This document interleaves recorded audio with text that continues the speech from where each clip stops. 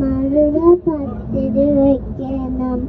മാവ് വേണം, വെണ്ണ വേണം, പൂവാലി പയ്യെ പാൽ തരണം. വയസ്സനാണ് വരുന്നതെങ്കിൽ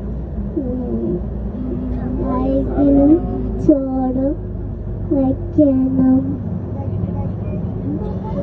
ഇടയ്ക്ക് നെത്തിര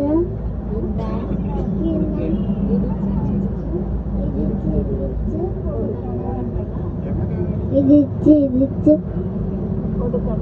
കൊടുക്കണം.